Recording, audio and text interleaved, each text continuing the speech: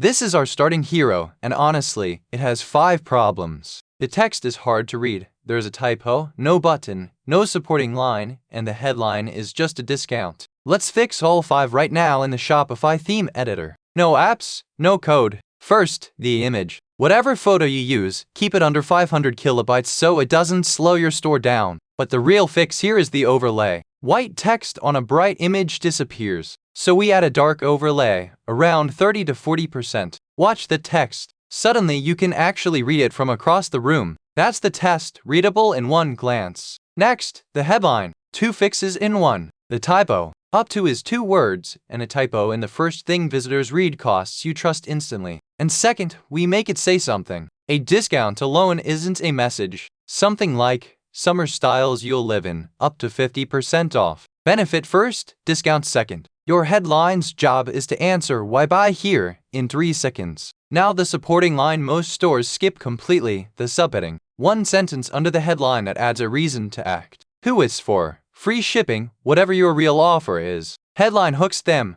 subheading convinces them. Keep it to 1 line. And here's the biggest fix of all, the button. A sale banner with no button is a dead end. You've made people want something, and given them no door. 1 clear call to action. Shop the sale, linked straight to the sale collection. 1 button, 1 action. Learn more never beats a direct shop button. A little styling cleanup, and look at the difference. Same theme, same image, 3 minutes of work. Before, a banner. After, a message, a reason, and a way to buy. Last thing, always check mobile, because that's where most of your visitors actually are. Text fits, buttons tappable, nothing cut off. Though, I post Shopify fixes and real store audits every week. Subscribe, and if you want your store reviewed on this channel, drop your store link in the comments.